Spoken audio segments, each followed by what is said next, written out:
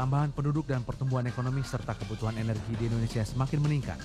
Karena itu strategi yang harus dikedepankan adalah meningkatkan peran energi terbarukan, termasuk energi yang berasal dari jenis energi laut. Salah satu upaya yang dapat dilakukan adalah pemanfaatan alge atau alga sebagai sumber biofuel yang bisa dibudidayakan. Alga atau alge adalah sekelompok organisme autotrof yang tidak memiliki organ dengan perbedaan fungsi yang nyata.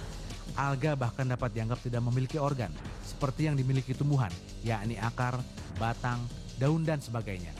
Karena itu, alga pernah digolongkan pula sebagai tumbuhan bertalus. Mikroalga adalah mikroba yang dapat berfotosintesa. Dengan proses fotosintesanya itu, dia mampu mengakumulasi hidrokarbon ataupun lipid-lipid atau tepung-tepung di dalam selnya. Nah, lipid ataupun lipida atau lemak yang ada di dalam sel inilah yang kita keluarkan untuk dijadikan sumber minyak ataupun sumber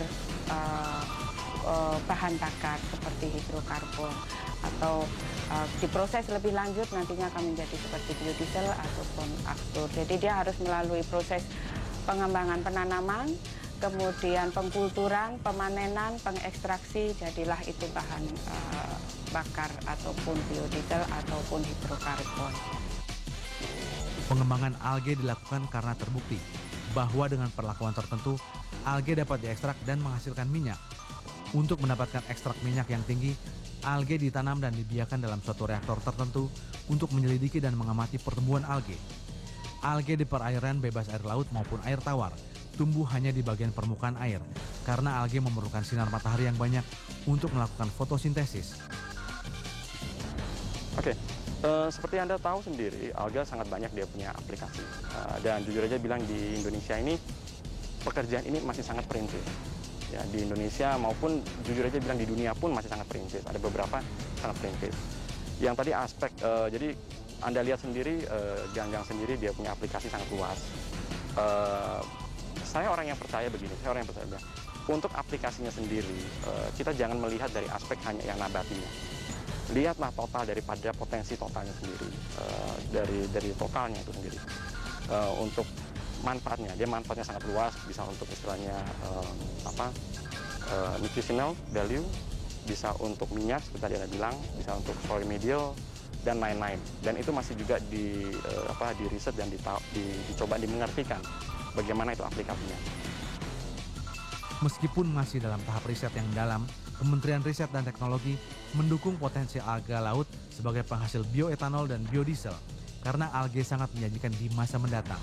Negara-negara maju mentargetkan mulai tahun 2025 bahan bakar hayati atau biofuel bisa diproduksi dari budidaya cepat alga mikro yang tumbuh di perairan tawar atau asin.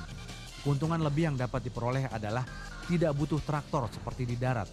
Tanpa penyemaian benih, gas CO2 yang dihasilkan dapat dimanfaatkan sebagai bahan bakar dan panen yang terus-menerus yang dikarenakan waktu tanam alga hanya 1 minggu.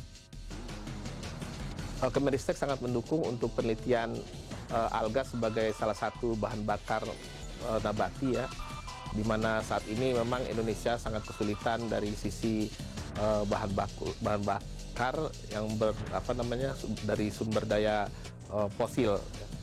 Nah karena itu ya ini Kemenristek sangat mendukung penelitian-penelitian untuk pengembangan alga menjadi bahan bakar nabati. Seperti pada saat ini Ristek mendukung LIPI ya untuk pembuatan memproses alga, bukan hanya sekedar budidaya saja, tetapi memproses menjadi bahan bakar yang bisa langsung digunakan. Kelebihan alga dibanding bahan nabati lain adalah pengambilan minyaknya tanpa perlu penggilingan. Minyak alga atau alga oil bisa langsung diekstrak dengan bantuan zat pelarut, enzim pengempaan atau pemerasan, ekstraksi CO2, ekstraksi ultrasonik, dan osmotic shock. Panen alga bisa dilakukan dengan aneka cara, mulai dari penyaringan mikrosentrifugal atau pemutaran dan flokulasi.